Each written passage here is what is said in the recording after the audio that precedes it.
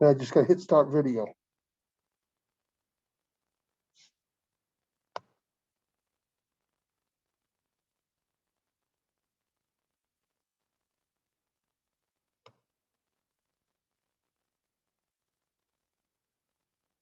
Hi, Eric Smith in beautiful Virginia Beach, Virginia. Talking about Southwest Transit benchmarking, just completed. We're going to talk about top team players and a strategic plan. Every good plan has to have a vision, and our vision is to establish the Southwest Transit Airlines back to its top position where it belongs in the market domain, raise sales, and increase profit margins. Sounds reasonable. To do this, we've had to create some things. First thing we want to talk about is necessary foundation for this is strong teamwork. You're going to hear this a lot. Strong teamwork is the most important thing. Selection of your team is important. Stakeholders, get the right stakeholders involved. Competence. When you're selecting that team, you want to make sure that you're getting the competent people to do this. While it's not listed on here, I'm looking for critical thinkers. I'll also be looking for critical thinkers. I've struggled with that in the past. I'm a military guy, and everything's pretty much dictated for us by a standard operating procedures. And that's how we function in the real world. Since I've retired many years ago, I've learned through courses like this that those are the most important things. We have four-person team membership, and the first one is our team leader. Natalie is selected as the team leader because of positive attitude. You're gonna hear this a lot throughout this brief. Positive leadership is most important, and she'll bring that. Positive attitude is always critical. Excellent communication skills. To be a strong leader, you need to have communication skills, and there's tools out there to help you with your communication skills. And when you're developing this team, it's probably that play a big part in your team leadership. Michael's our next team representative, and Michael's a very loyal person. That's critical in this too. A loyal person is going to have interests of the company at hand and the team, and is going to stay focused and want to help. Strategic with tactical skills. Michael, it's critical that you have somebody and they can think strategically. Not all of us can. That might not bring what everybody brings to the table. Michael does, and that's a big help. Elizabeth, again, positive attitude. You've heard that before. Elizabeth brings problem-solving skills, critical to making a team work. Bob is a team player. It's important. Count on Bob for the team. He's been with the company a long time, so he's got longevity. That helps with continuity and just some basic knowledge.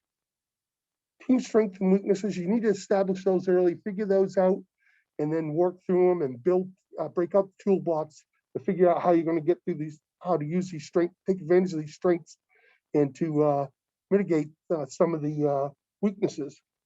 Everybody's got to be a team player, and there's team player skills, building skills out there, plenty of them. Google them. I have some of my own favorite, and whenever I'm heading a project, one of the first things I do is invest some time and effort in creating some team skills. Adequate competency. We've talked about that. It's a common theme. We've got to need people to be competent. Positive attitude. You've heard that. All four positive attitudes towards achieving the goals. Everybody's focused and understands and has agreed to work on the goals. Weaknesses. You're going to have them. It's just a fact of life. But if you identify them early, through different toolbox, tools that you can use out of your toolbox. We only have a four-person team. That kind of handcuffs you, minimizes your team, because 4 is more powerful than 1. 8's probably more powerful than 4, but that comes with some other challenges. Lack of technology-based team member. That's gonna have to find, we're gonna have to ad hoc people in to help us with some of that. But we've identified that as one of our weaknesses. Okay, now we're going to look at the team strategies. The following strategies are recommended to motivate the team. We've listed those. Motivate and market the team by responding to the team's needs and expectations based on Maslow's motivational theory. Again, something right out of our toolbox that we want to utilize and figure out teams' expectations and what their motivation is. Encourage the team by enhancing job satisfaction. Everybody needs that. I don't care how long you've been around. Job satisfaction is a big part of that. And we need to let people. We need to recap. We need to encourage people, but don't do the flight of the buffalo. Tell them the truth and keep them focused and work those.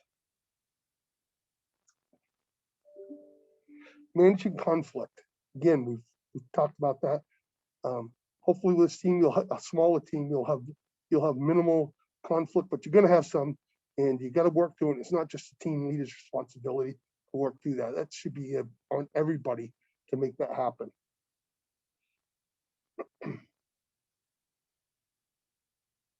Right. The strategy effective for this team is by ensuring the team is working together despite their differences, as suggested by a compromising style. Yeah, you just don't want to cave into everything just because somebody maybe they ask those questions. Challenge them so that you get to the right answer. Again, the flight of the buffalo, we just don't need to go down that wrong road and go the wrong way. By ensuring all members consider each other as important facets, and that's outlined on this project. Is Griffin in 2018 discusses that. We want everybody to be part of the team. We want that everybody to recognize that everybody's a part of this. Sometimes you have to stop the project in the middle of it and revisit these, break out your toolbox again and figure this out. You want to foster collaboration. Small team, it's not as tough, but definitely doable. And collaboration is very, very important. Again, we don't want everybody having one person. We've worked on a few projects in these classes, and collaboration was an important part of it. I'll provide advantage of enhancing the project's continuity by ensuring all members work together. We've talked about that a little bit. We've got to use team skills, break up the toolbox, and keep people working together. And that we're all moving in the same direction. And again, just because somebody says it, challenge them, keep us focused. Meeting short-term goals in a timely manner. This is a good tool to use when you're starting to get distracted a little bit. You want to keep short-term goals and wins and losses. Wins hopefully more than losses. Use a collaborative style of conflicts, as outlined in Griffin. Important tool. Values of conscious capitalism. Leadership. Lead the airline to solving the mission's problems. Identify the mission's problems. Now it's building, using your tools to solve the companies. Attacking each little cause and effect. Establishing the cause and effect, and then attacking those effects and mitigate them. Purpose is to focus on the end team goal. Again, we got to keep focused. And in a long project, you're going to get distracted a few times. No way around it. Work culture. Develop a work of ethics, and that's important. Establishing working hours, deadlines.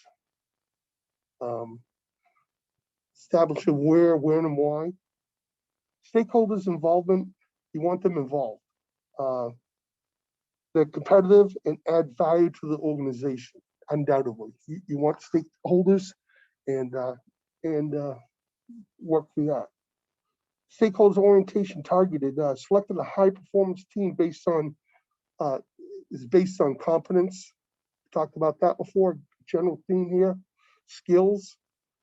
You need those skills. That's the stakeholders you're bringing in are going to have these skills. They and we don't need anybody destroying our attitude. We want to keep everybody positive. Experience is critical to everything.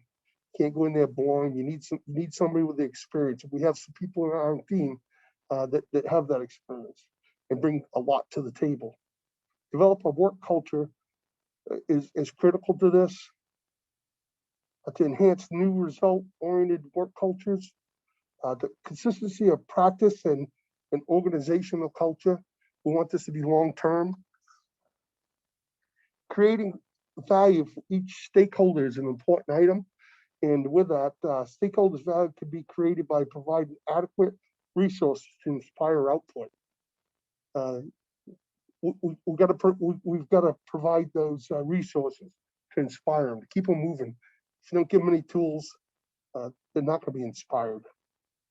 Training of employees, a good investment up front or as along the project. Train them, get them trained. It's a great investment. Motivate and encourage a team. That's team leaders should be focused on that. And at the same time, everybody else should be aware of it. The team's impact on Southwest. It's establish the marketing strategy. Marketing strategy is critical, and you want to make it long-term. So I'm getting this right again. Develop positive attitude at work. Again, beating that up. We want everybody happy. We want to create good working environment. We've all been in good ones. We've all been in bad ones. We know what they look like, and we know what causes them. Don't let it get to that point that you have to repair it. Provide a high sense of positivity to instill ideas of success, and will develop an impact organization culture. We want this culture. We want it to be a culture, just not some fad that we're gonna throw at them. And there's been so many fads over the years for so many different things.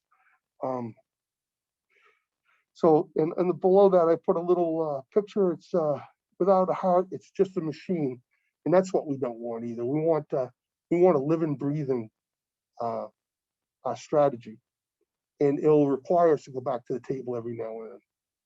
And with all, then Southwest Airlines, like they do in Southwest Airlines, that's their theme. We need to recognize and accomplish and establish that as well. All righty, Eric Smith signing off. Thank you very much. Go Lopes.